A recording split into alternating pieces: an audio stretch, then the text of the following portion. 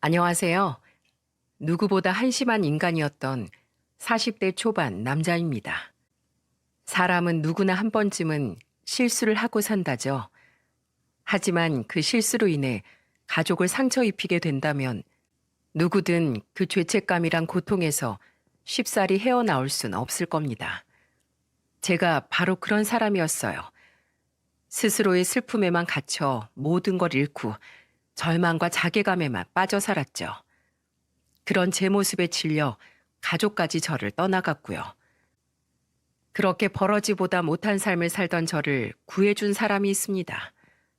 오늘 저는 제게 찾아온 은인에 대해 보다 많은 분들에게 이야기를 해드리고 싶어 이렇게 사연을 보내게 되었어요.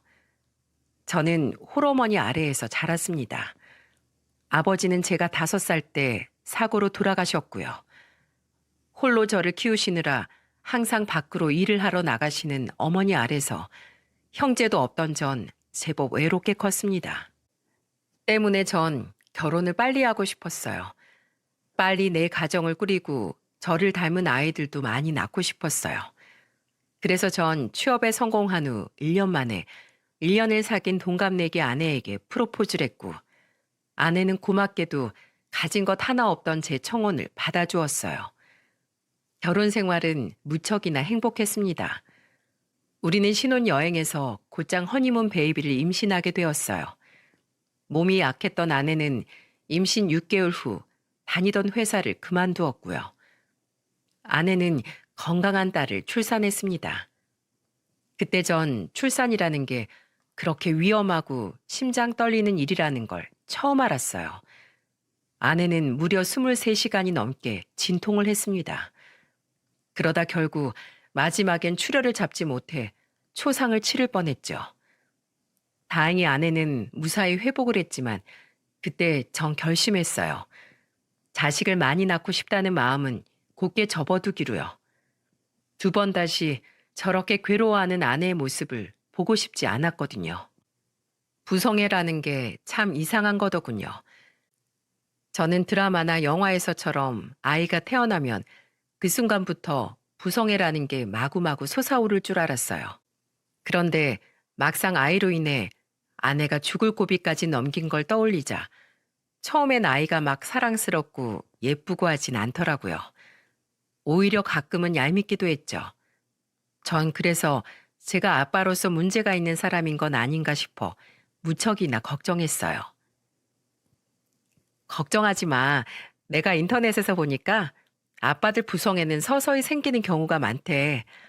내 몸 아프면서 아기를 낳은 여자들하고는 다르게 아빠들은 자기 자식인 게 실감이 잘 안 난다나?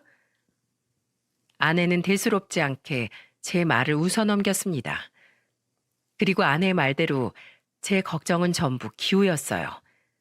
시간이 흐를수록 저와 아내를 반씩 빼닮아가는 딸을 보면 경이로움과 가슴 벅참이 번갈아가며 제 심장을 두들겨대곤 했거든요. 딸은 하루가 다르게 무럭무럭 자랐습니다. 몸이 또래보다 조금 약해 잔병치레가 작긴 했지만 그것도 나이가 5살을 넘으니 횟수가 점점 줄어들더라고요. 약한 몸과 반대로 딸은 굉장히 야무지고 똘똘한 아이였습니다. 시간이 흘러 8살이 된 딸아이는 아내도 제게 하지 않는 잔소리를 제 뒤를 졸졸 따라다니며 늘어놓았죠. 아빠, 내가 양말 아무 데나 벗어놓지 말라고 했지? 이러면 내가 뭘 보고 배우겠어. 아니야, 소은아. 아빠가 씻고 나와서 세탁기 바구니에 넣어두려고 했어. 또, 핑계는? 아빠가 씻으러 들어가면 엄마가 와서 한숨 푹 쉬면서 가져다 놨겠지. 아빠, 자기 일은 스스로 해야지. 어린이 나도 하는데. 그래, 아빠가 미안하다. 아내는 딸에게 아무 말 못하는 저를 보며 까르르 웃더군요. 저는 나름대로 엄한 표정을 짓고 있는 딸과 소녀처럼 웃는 아내가 귀엽고 사랑스러워 마지못해 픽 웃어버리곤 했죠. 한 번은 어느 주말 놀이동산에 놀러 갔는데 청룡 열차를 한 번 타고 진이 다 빠져 벤치에 앉아있는 제게 딸이 음료수 하나를 쏙 내밀더군요. 아휴, 죽겠다. 자, 마셔, 아빠. 우와, 우리 소은이밖에 없다. 고마워, 우리 딸. 그 음료수가 어찌나 시원하던지요. 사실 전날 동창회에서 과음을 좀 했던지라 속이 좋지 않았었거든요. 딸은 새초롬한 표정으로 팔짱을 끼곤 그런 저를 물끄러미 바라보더군요. 왜? 왜 아빠를 그렇게 봐? 맛있어, 아빠? 어? 맛있냐고. 술 먹은 다음날 마시는 오렌지 주스가 그렇게 꿀맛이라며. 아빠가 그랬잖아. 제가 영문을 몰라 딸의 눈치를 보자 아내가 그 옆에서 입을 삐죽이며 딸의 말을 거들더군요. 그제야 전 아차 싶어 딸에게 머쓱하게 웃어 보였죠. 오늘 놀이동산 갈 거라고 한 달 전부터 그렇게 얘기를 했는데 기어코 과음을 하고 새벽에 들어와? 그것도 회식도 아닌 동창회에서? 그러니까 소은이가 지금 당신한테 눈치 주는 거잖아. 아, 그게 내가 어제 총무 역할을 맡아서 빠질 수가 없었어. 소은아, 아빠한테 화났어? 아빠가 미안해. 그런 제 말에 딸은 오히려 제게 쌩긋 웃어 보였습니다. 그리곤 제게 글쎄 이렇게 말하는 거예요. 괜찮아. 아빠도 아빠의 사정이 있는 거지. 소은아, 아빠 이해해 주는 거야? 음, 그러니까 다음부턴 아빤 이런 데 따라오지 마. 알았지? 엄마랑 나랑만 실컷 재밌게 놀다 올 테니까. 소은아, 그런 게 어딨어. 아빠가 잘못했어. 결국 그날 저는 아내와 딸에게 싹싹 빌었고 2번 다시 이런 일이 없게 하겠다는 각서를 쓴 뒤에야 비로소 딸의 마음을 풀어줄 수 있었답니다. 이만큼 저는 정말 딸 바보였어요. 이상하게도 딸의 말에는 한마디 반박을 할 수도 이겨먹을 수도 없겠더라고요. 심지어는 딸에게 항상 지게 되는 제 스스로가 좋기까지 했답니다. 그만큼 딸은 정말 제 2눈에 넣어도 아프지 않을 만큼 사랑스러운 제 전부가 되어갔죠. 그런 딸에게 이상 증세가 보이기 시작한 건 딸이 초등학교에 입학하고 얼마 지나지 않아서부터였습니다. 얘가 왜 이렇게 자꾸 몸에 멍이 들어와? 소은이 너 혹시 학교에서 친구들이랑 싸웠니? 아니, 나 친구들이랑 사이 완전 좋은데? 내가 완전 대장이야. 딸의 몸에 자꾸만 멍자국이 생기기 시작하는 겁니다. 게다가 한창 자라날 시기인 딸의 몸무게가 늘긴커녕 조금씩 줄어가더군요. 게다가 기력이 딸리는지 딸은 점점 입맛도 없어하고 점점 무기력해지기 시작했어요. 그러던 어느 날 감기에 걸린 건지 기침을 하던 딸은 크게 앓은 그날 이후로 미열이 떨어지질 않더군요. 놀란 아내와 전 동네 내과로 딸을 데려갔고 의사는 단순 감기라며 딸에게 감기약 3일분을 처방해 주었습니다. 그렇게 딸에게 감기약을 먹여도 딸의 상태는 호전되지 않았고 결국 감기약을 먹은 지 3일째 되던 날 딸은 돌연 코피를 쏟아내고 말았습니다.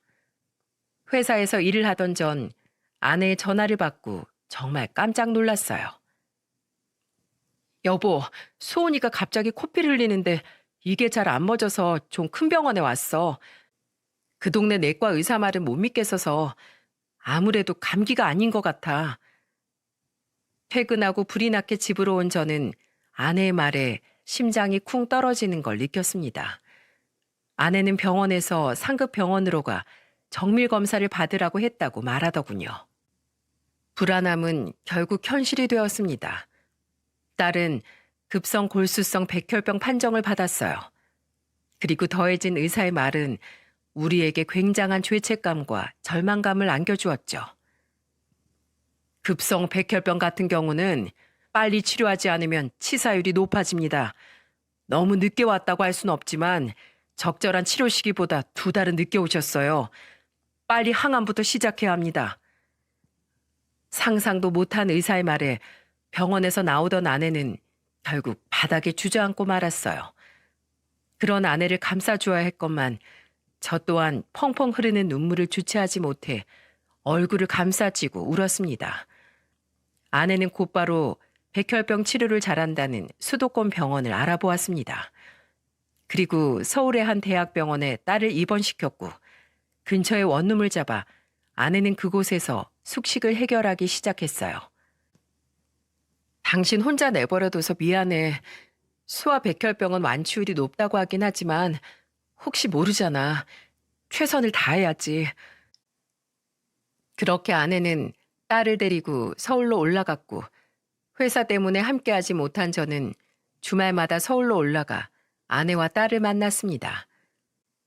항암제를 맞으며 무균실과 1인실을 오가는 딸을 지켜보는데 정말 사람 할 짓이 아니더군요. 항암 치료를 받는 동안 딸은 계속해서 구토를 했습니다. 면역력이 떨어져 무균실이 가야 할 때면 당장에 자리가 부족할 때도 많아 최대한 청결을 유지하며 1인실에서 버텨야 했죠. 어느 날은 구토를 하다 지쳐 잠든 딸의 앞에 앉아 울고 있는데 언제 잠에서 깼는지 딸이 제게 말을 걸더라고요. 아빠, 울어? 우리 소은이 왜 깼어? 겨우 잠들었는데 더 자지. 아빠, 엄마는? 엄마, 잠깐 집에 자러 갔어. 오늘은 아빠랑 있자, 우리 딸. 딸은 아내가 곁에 없다는 말에 제게 이렇게 말하더군요. 그 말을 듣는데 더 이상은 눈물을 애써 삼킬 수가 없겠더라고요. 아빠, 미안해. 내가 아파서 엄마 아빠가 많이 힘들지? 나 다 알아. 엄마 맨날 아닌 척 하는데 엄마 화장실만 갔다 오면 두 눈이 새빨개져 있어. 아빠, 나 빨리 나을게. 치료받는 거 솔직히 너무 아픈데 나 열심히 참고 있어. 내가 빨리 나아야 엄마 아빠도 나 때문에 더 이상 울 일이 없을 거잖아. 그렇지? 아빠, 나 잘하고 있는 거 맞지? 그럼 우리 소은이 아주 잘하고 있지. 소은아, 아빠랑 엄마는 소은이가 빨리 나을 거라고 믿어 의심치 않아. 그래도 소은이 아픈 걸 보는 게 마음이 아프니까 그만큼 소은이를 사랑하니까 이렇게 눈물이 나는 거야. 어, 그래도 너무 많이 울지는 마, 아빠. 밥은 먹고 다니는 거야? 아빠 얼굴에 살이 쏙 빠진 것 좀 봐. 면도도 제대로 안 하고. 내가 뭐라 그랬지? 항상 깔끔하게 하고 다녀야 마음도 깔끔해지는 거라고. 우리 똘똘한 공주님이 그랬지. 아픈 와중에도 자신보다 제 걱정을 하고 저를 보며 잔소리를 하는 딸의 모습을 보는데 가슴이 찢어지는 것 같았습니다. 그래도 저와 아내는 수아 백혈병은 완치율이 높다는 주위의 말을 듣고 하루하루 희망을 잃지 않고 버텼어요. 언젠가 완치되어 다시 함께 살게 될 딸과의 미래를 위해 저는 힘들고 슬픈 와중에도 이를 악물고 회사 생활을 이어나갔죠. 수많은 치료비를 감당해내야 했으니까요. 하지만 딸의 투병 생활은 그리 길게 이어지지 않았습니다. 병원에 입원한 지 8개월 만에 딸은 결국 짧은 생을 마감하고 말았거든요. 항암 치료를 받던 중 갑자기 증세가 악화된 딸은 무려 2달을 소아 중환자실에서 보냈습니다.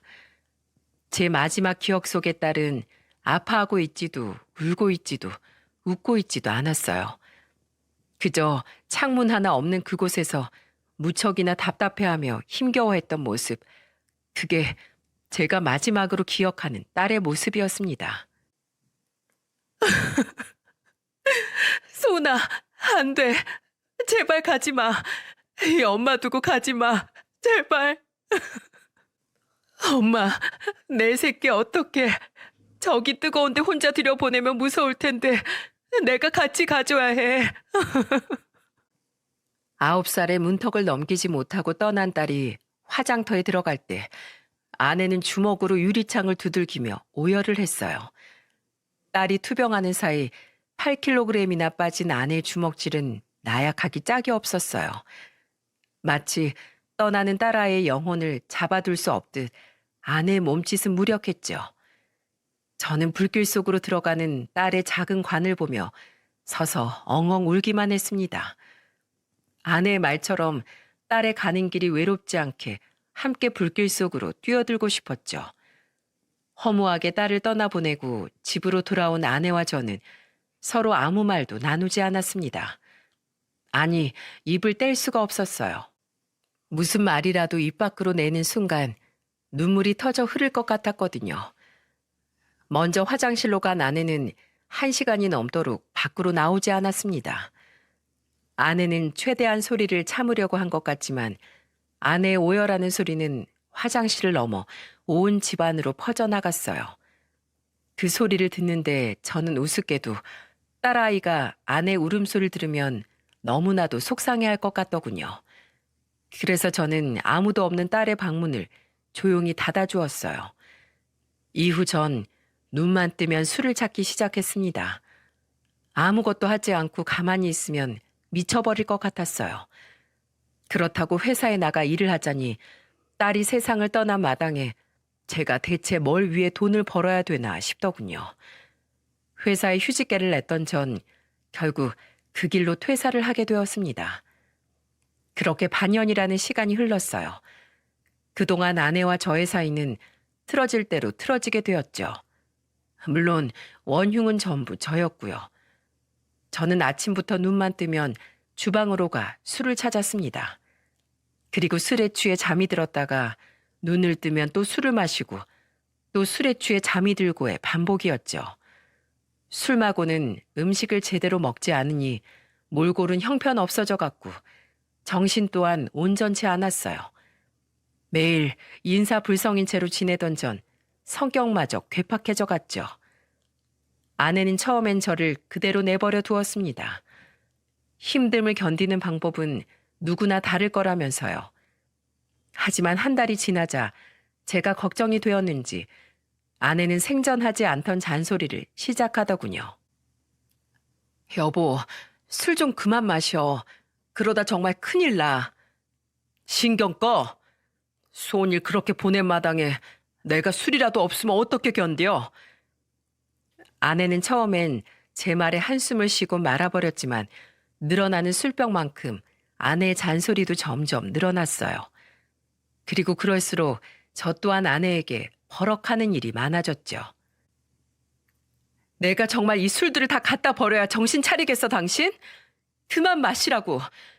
정말 소은이 뒤를 따라가기라도 할 작정이야? 그래. 제발 따라가고 싶다, 제발. 나 좀 내버려둬. 왜 이렇게 잔소리야? 먼저 간 소은이 흉내라도 내는 거야? 그게 지금 나한테 할 말이야? 당신 정말 이러다 쓰러지기라도 하면 어쩌려고 그래? 어? 당신마저 잘못되면 나는 어떻게 살라고? 마지막으로 아내와 대판 싸웠던 날이었어요.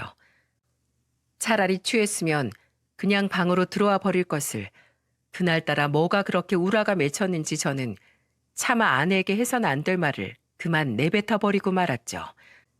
지금 생각해도 그때의 저를 정말 때려서라도 뜯어 말리고 싶네요.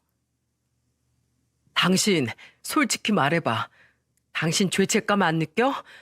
나야 일하느라 몰랐을 수도 있다 치지만 당신은 소은이 옆에 항상 붙어 있었잖아. 의사가 그때 했던 말 기억나지? 2개월이나 늦게 데리고 왔다고. 당신 애 옆에서 대체 뭘 했어? 다른 집 엄마들은 애가 조금만 아파도 병원으로 달려가고 호들갑을 떤다는데 당신은 뭐 했냐고. 당신이 조금만 일찍 애를 병원에 데려갔어도 우리 소은이 살 수 있었을 거야. 소은이가 우리 곁을 떠난 건 다 당신 때문이야. 아직도 그때 제 말을 들은 아내의 표정이 잊히지 않습니다. 상처와 절망, 원망으로 얼룩진 그 눈빛, 그 표정이요. 그리고 그날 아내는 제가 잠든 사이 짐을 싸서 친정에 가버리고 말았습니다. 제게 친정으로 가겠다는 쪽지 외엔 아무런 말도 문자 한 통도 남기지 않고요. 그리고 저 또한 그런 아내에게 더는 연락하지 않았어요. 사실 아내에게 너무 미안했지만 이미 상황은 엎질러진 물이었으니까요. 또 아내가 못난 제 곁에서 얼마나 힘들어했는지 알았기에 그냥 이번 기회에 아내라도 저를 떠나 행복해지길 바랬습니다. 그렇게 아내가 떠났던 그때 제 모든 걸 전부 놓아버렸던 것 같아요. 살고 싶지 않았어요. 그냥 이대로 내 삶이 망가지다 끝이 나길 바랐죠. 그렇게 딸을 보낸 뒤 저는 2년이라는 시간을 동굴 속에 갇혀 보냈습니다. 술이 깬 채 눈을 뜨면 눈물부터 흘렸고 슬픔을 잊기 위해 또 술을 마셨죠. 그러면서도 차마 굳게 닫힌 딸의 방문을 열어볼 엄두조차 내지 못했어요. 그 문을 열면 제게 잔뜩 실망을 한 딸이 저를 원망스러운 눈빛으로 바라보며 눈물을 흘리고 있을 것만 같았거든요. 그런데 언제부턴가 저녁에 술을 사러 나갈 때마다 집 대문 앞에 모아 내놓은 술병을 가져가는 아이들이 보였어요. 세상을 떠날 당시의 딸과 또래로 보이는 여자애와 동생인 듯 보이던 남자애였죠. 그 남매는 저희 집 앞 병뿐이 아닌 동네 집들 앞에 놓인 병들을 그 작은 몸으로 전부 모으는 것 같았어요. 그렇게 몇 번째 마주치던 날 비틀거리며 대문을 나서던 제게 그 여자애가 아주 조심스럽게 다가와 쭈뼛거리며 부탁을 하더군요. 저 아저씨, 이 술병들이요. 다른 사람들 말고 저희한테만 주시면 안 돼요? 이거 소주병 한 병에 100원인데 동네 병들 다 모으면 하루에 1,000원은 벌 수 있어요. 저희 할머니가 아프셔서 약값이 필요해서 그래요.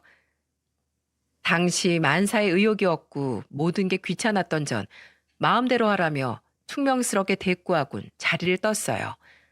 어차피 빈병인데 누가 가져가든 무슨 상관이랍니까? 무슨 딱한 사정이야 있겠지만 생판 모르는 아이들의 사정에 귀를 기울일 만큼의 여유가 제게는 없었죠. 그런데 이 애들과 인연이었던 건지 이상하게 못해도 3일에 한 번은 그 애들과 대문 앞에서 마주치더군요. 하긴 그도 그럴 것이 저는 항상 비슷한 시간에 술을 사러 나왔고 아이들 또한 같은 시간에 병을 주우러 다녀서였던 것 같네요. 그렇게 자주 눈에 보이다 보니 저도 사람인지라 궁금해지긴 하더군요. 항상 표정이 어둡고 슬프기만 하던 그 어린 남매의 사연이요. 그래서 어느 날 빈병을 줍고 가는 남매의 뒤를 조용히 따라가 보았습니다. 그리고 아이들이 도착한 곳은 상상을 초월하는 곳이었어요.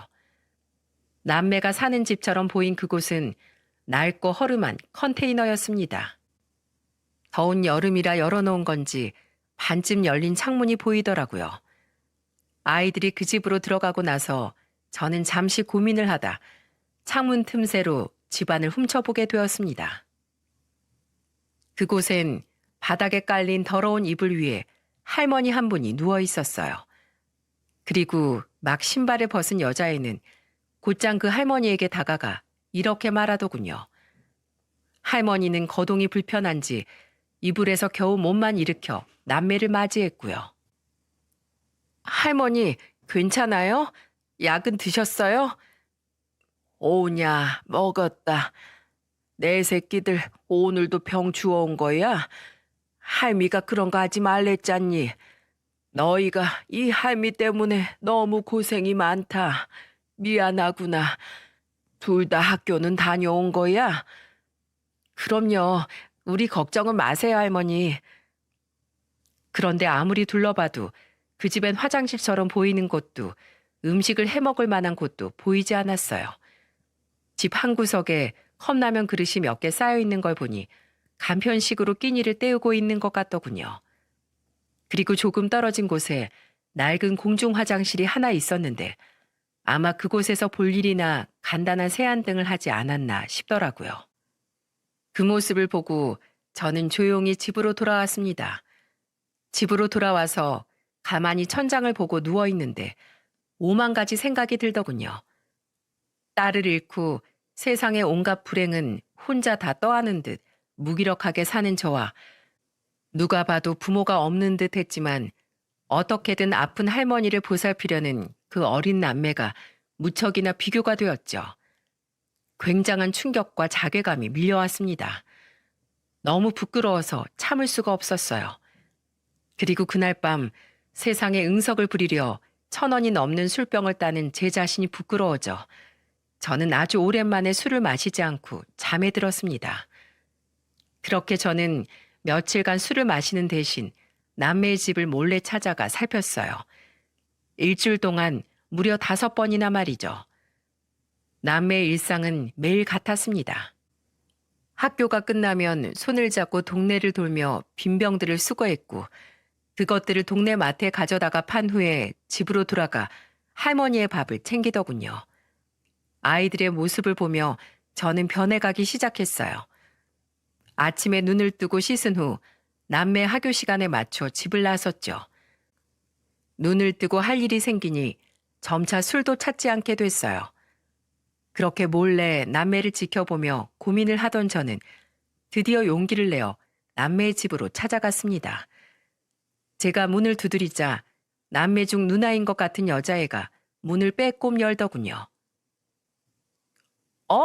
술병 많은 집 아저씨다. 아저씨, 여긴 어떻게 알고 오셨어요? 요즘엔 소주병 집 앞에 없던데. 지나가다가 너희가 이 집에 들어가는 걸 봤어. 그리고 아저씨 요즘은 술 안 먹어. 그랬구나. 잘했어요. 아저씨도 건강 챙기셔야죠. 여자애와 의미 없는 대화를 나누고 있으니 집안에서 할머니가 몸을 일으켜 저를 쳐다보더군요. 저는 할머니의 말에 얼른 인사를 했어요. 누구세요? 안녕하세요. 저 애들이 매일 소주병 가져가던 집 주인이에요. 애들이 너무 열심히 사는 모습을 보고 무슨 사정이 있는지 궁금해서 한번 찾아와 봤습니다. 애들 모습이 너무 딱해 보여서 혹시라도 제가 도울 수 있는 일이 있나 싶어서요. 왜 아저씨가 우리를 도우려고 하세요? 할머니의 손짓에 집으로 들어가게 된 저는 할머니 앞에 앉아 제 이야기를 전부 털어놓았죠. 제가 딱 여기 큰아이만한 딸이 한 명 있었는데 2년 전 세상을 떠났습니다. 그래서 이 아이를 보면 제 딸 생각이 나더라고요. 그래서 제가 매일같이 술을 마시고 폐인처럼 살았는데 이 아이들을 보고 제가 배운 게 많습니다. 이 어린 나이에 빈병을 모아다 판 푼돈으로 아픈 할머니를 돌보고 있는 이 아이들이 얼마나 대단하고 존경스럽습니까? 이 아이들을 보고 제가 다시 이 세상을 어떻게 살아가야 할지 생각해 보게 되었어요.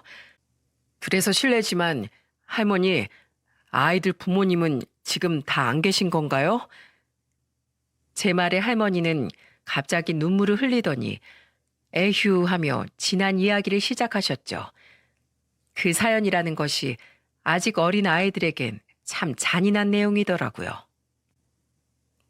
우리 아들이 사업을 하다 전 재산을 말아먹고 연신 술만 푸다 간암에 걸려 세상을 떠났다오.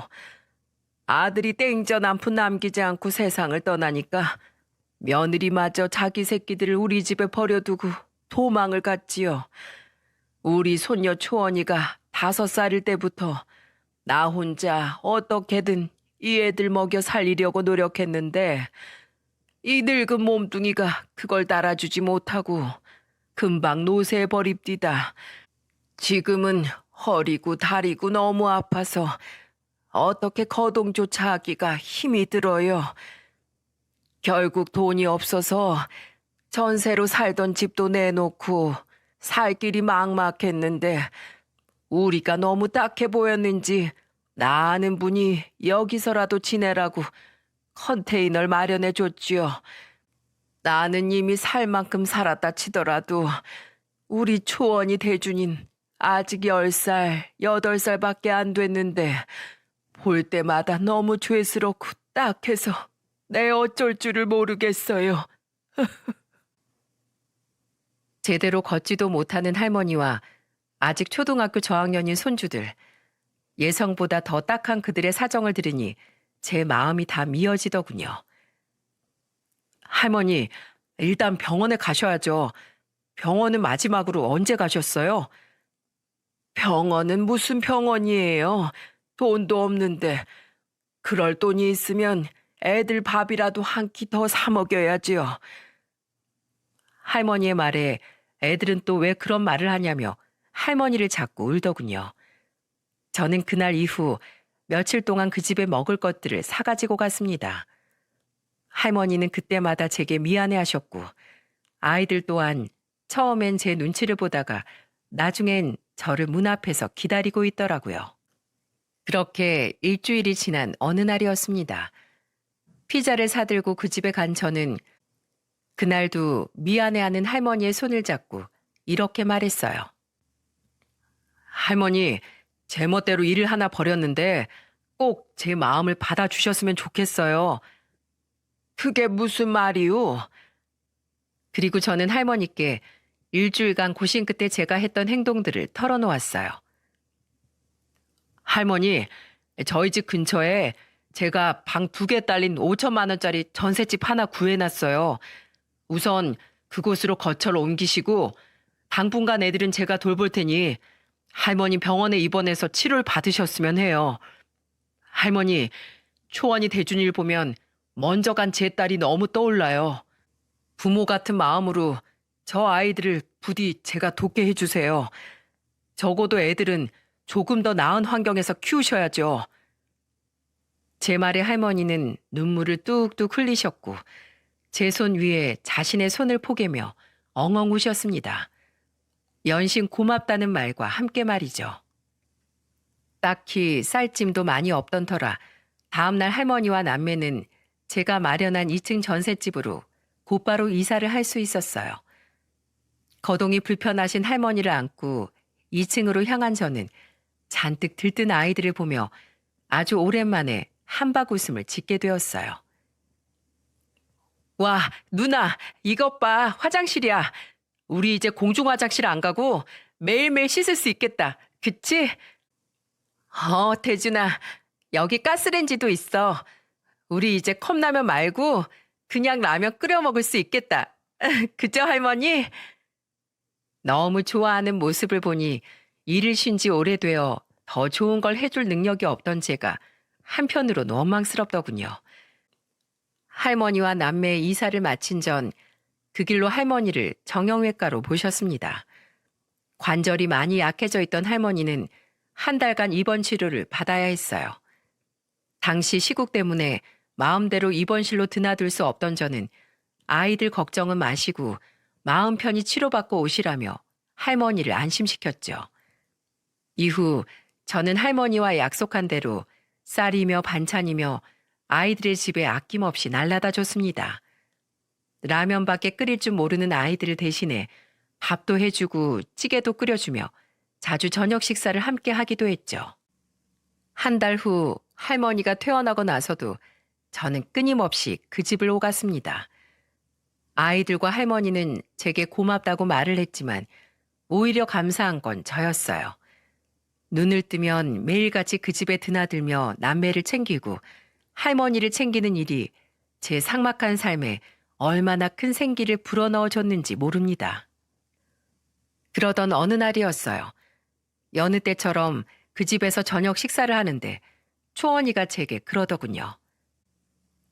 아저씨, 혹시 건강검진 같은 거 받아보셨어요? 술을 많이 먹는 어른들은 암 같은 거 걸리던데. 간암으로 세상을 떠났다던 아이들 부친의 이야기가 떠올랐습니다. 그래서 저 어린애가 암이니 건강검진이니 하는 말을 아는 것 같았어요. 초원이의 말이 뜬금없었지만 그 말을 듣고 생각해보니 건강검진을 받은 지 정말로 꽤 오래되었더군요. 그러고 보니 요새 자꾸 안색도 노래지고 속도 더부룩한 것이 마음에 걸렸죠. 우리 초원이 그런 것도 알아? 신경 써줘서 고마워. 아저씨가 한번 검사 받으러 가볼게. 그런 것 좀 알아서 좀 하세요. 아저씨 어른인데 어린이를 이렇게 걱정시키면 되겠어요? 순간 웃음이 났어요. 어린 것이 제게 훈계를 하는 모습이 꼭 야무지던 제 딸 소은이 같았거든요. 저는 그런 초원이의 말에 알았다며 머리를 쓰다듬어 주었죠. 하지만 워낙에 건강 불감증이 몸에 배었던지 저는 초원이의 말을 까맣게 잊어버리고 말았습니다. 그러자 며칠 뒤, 그리고 또 며칠 뒤에도 초원이는 저만 보면 건강검진이란 말을 하며 저를 보챘어요. 아저씨, 건강검진 받았어요? 아저씨 얼굴이 흑빛이에요. 아직도 건강검진 안 받았어요? 지금 어린이 말이라고 무시하는 거죠? 어린이 말을 경청할 줄도 알아야죠. 그런 초원이의 말에 저는 두 손 두 발을 다 들었죠. 저는 내가 졌다 하는 표정을 지으며 초원이의 볼을 꼬집었습니다. 미안하다, 미안해. 아저씨가 졌다. 예약해서 내일 당장 받으러 가마. 진짜요? 아저씨 이번에도 검사 안 받으면 아저씨 이제 우리 집 못 오게 할 거예요. 알았죠? 어쩜 제게 으름장을 놓는 모습까지 먼저 간 제 딸과 똑같은지 처음엔 웃음이 나다가도 이내 씁쓸하더라고요. 제 딸이 건강하게 컸으면 딱 저런 모습으로 제 눈앞에 앉아 있을 것 같아서 말입니다. 저는 다음 날 약속대로 동네 종합병원으로 가서 종합검진을 받았습니다. 그런데 웬걸 제 건강검진 결과는 충격적이었어요. 간 중앙 쪽에 뭔가 보이네요. 큰 병원 가서 검사 받아보셔야겠어요. 의사의 말에 얼마나 시겁했는지 모릅니다. 저는 의사의 소견서를 받아 상급 병원에서 정밀 검사를 받았고 그 결과 간암 2기 판정을 받게 되었어요. 정말 청천벽력 같은 소리였습니다. 제 스스로를 망가뜨리던 2년 사이 그걸 견디지 못한 제 몸은 속에서 종양을 키워내고 있었던 거예요. 간암은 본디 거의 증상이 없어 3기나 4기쯤 발견되는 것이 흔한 일일 정도로 무서운 병이라고 의사가 이야기를 하더군요. 초원이의 체근이 아니었으면 저는 아무것도 모른 채 조용히 종양을 키워갔겠죠. 초원이는 정말 제 생명의 은인이었답니다. 다음 날 만난 초원이는 제게 건강검진 결과를 물었지만 저는 아무렇지 않은 척 초원이를 안심시켰어요. 자기 아빠를 간암으로 떠나보낸 아이에게 또다시 주변인이 암에 걸렸다는 무서운 사실을 알게 하고 싶지 않았으니까요. 아저씨, 병원에서 뭐래요? 아주 멀쩡하고 건강하대. 그러니까 우리 초원이는 아무 걱정 마. 알았지? 다행이네요. 그래도 아저씨, 자기의 일을 스스로 하셔야죠. 주위 사람들 걱정시키지 않게요. 앞으로도 건강검진은 꼬박꼬박 받기예요. 아셨죠? 참 야무지고 당찬 것이 초원이는 자꾸만 저희 딸을 생각나게 하는 아이였습니다. 성격만 보면 쌍둥이인 줄 알 정도로요. 그러다 며칠 뒤 이제 어느 정도 거동할 수 있게 된 할머니와 아이들을 저희 집에 초대한 적이 있었어요. 그런데 거실에 놓인 가족 사진을 본 초원이가 대뜸 제게 이러는 겁니다. 소은이다. 아저씨, 소은이네 아빠였어요? 너 소은이를 알아? 네, 저 소은이랑 같은 반이었어요. 학기 초에 저랑 엄청 친했는데, 근데 입학한 지 얼마 안 돼서 소은이가 아파서 학교에 못 나왔잖아요. 정말 깜짝 놀랐습니다. 하긴 예전부터 같은 동네에 살았으니 학교가 같을 법도 했더라고요. 게다가 나이까지 같았는데 왜 둘이 같은 학교를 나왔을 거라고 여태 생각을 못했나 싶을 정도였죠. 저는 차오르는 눈물을 참지 못하고 초원이에게 물었어요. 정말 네가 소은이랑 같은 반이었어? 우리 소은이 학교에선 어땠니? 친구들하고도 잘 지냈어? 네, 나중에 소은이 소식 듣고 엄청 반 애들이랑 얼마나 울었는지 몰라요. 소은이 소식 들은 날 1교시엔 수업 안 하고 반에서 다 같이 소은이 명복을 빌어주는 시간도 가졌어요. 저는 초원이의 말을 듣고 엉엉 소리내어 울었습니다. 딸이 세상에 있었다는 흔적을 발견한 것 같아 벅차오르기도 했고 가슴이 찢어질 것도 같았어요. 아프기 전 저를 쫓아다니며 잔소리를 하던 딸의 웃는 모습이 떠올라 서글펐죠. 당황한 할머니와 대준이는 조심스럽게 제게 다가와 제 등을 두드려 주었습니다. 저는 눈물을 멈추지 못하고 초원이를 끌어안았죠. 잠시 머뭇거리다 마찬가지로 저를 꼭 안아준 초원이는 제게 이렇게 말했어요. 아저씨가 저희 가족을 살려주셨잖아요.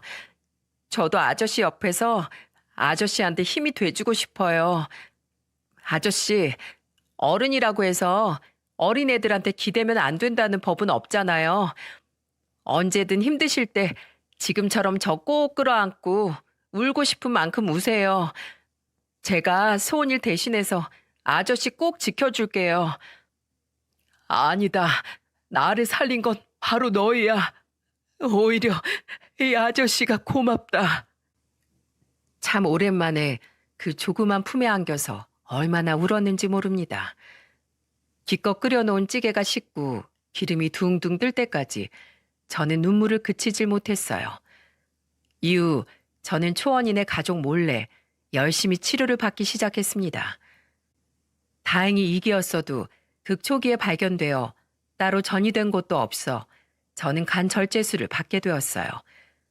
수술은 성공적이었고 이후엔 통원으로 항암 치료를 받으며 열심히 몸을 회복하고 있습니다.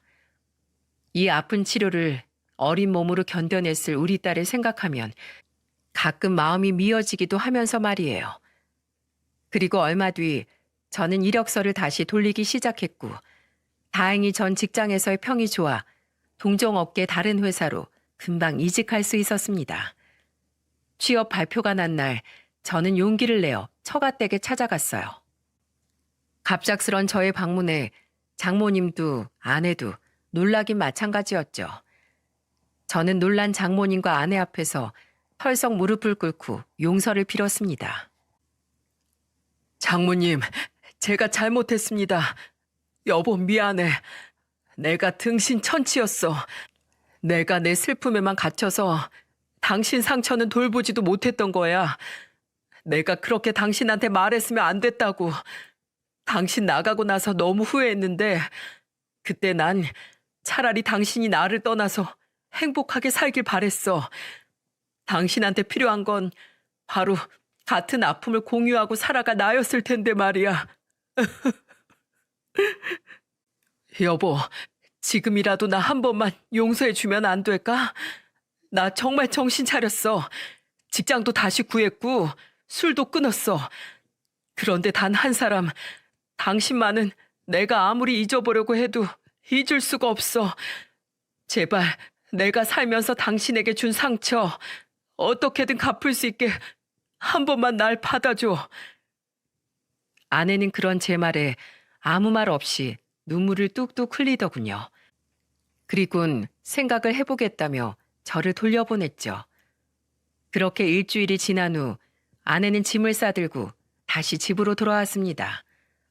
놀라서 눈이 휘둥그레진 저에게 아내가 이렇게 말하더군요. 마지막이야. 나한테 또 그러면 이번엔 정말로 이혼 서류에 도장 찍을 줄 알아. 정말로 고마워 여보. 내가 잘할게.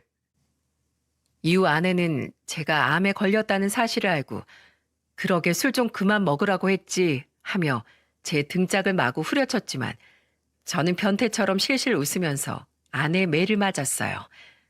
이렇게 걱정해줄 아내가 제 옆에 다시 있다는 것 자체가 너무나도 기뻤거든요.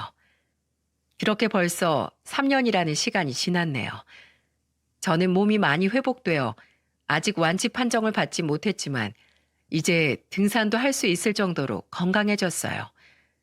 초원이네의 사정을 들은 아내는 이젠 저보다도 더 초원이와 대준이를 자식 대하듯 살갑게 챙겨주곤 한답니다. 특히 대준이는 이제 아예 은근슬쩍 아내에게 엄마라고 부르곤 해요. 아내도 싫진 않은지 그래 아들 하고 대답해 주곤 하죠. 그리고 아직 거동이 불편한 할머니 또한 자신의 친노모 모시듯 깍듯하게 챙겨주는 것이 얼마나 고마운지 모르겠습니다. 하늘에서 내려온 천사가 따로 없어요.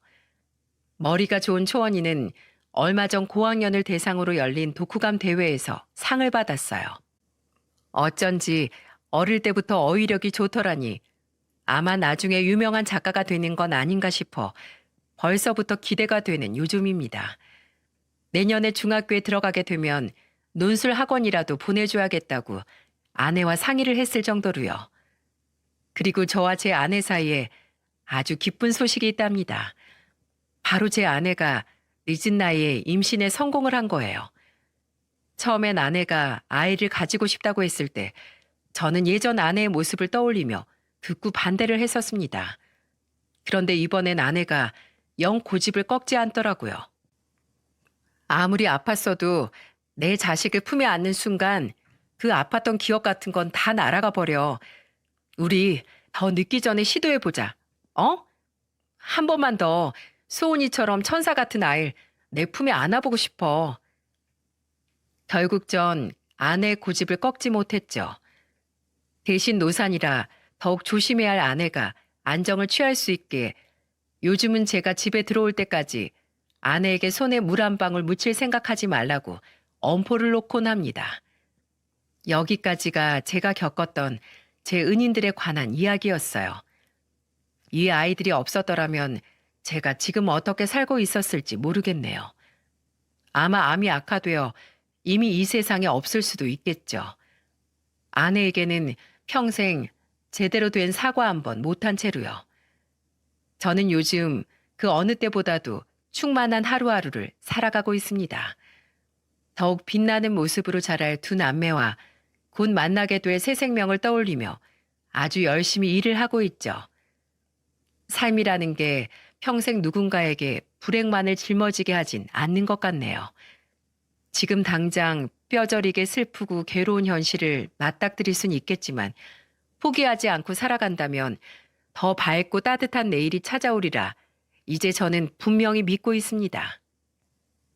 제 사연을 보고 저처럼 힘든 사연을 가진 분들도 공감을 하고 힘을 얻으셨으면 좋겠네요. 그럼 여기까지 들어주신 모든 분들께 감사드리며 이만 사연을 마치겠습니다.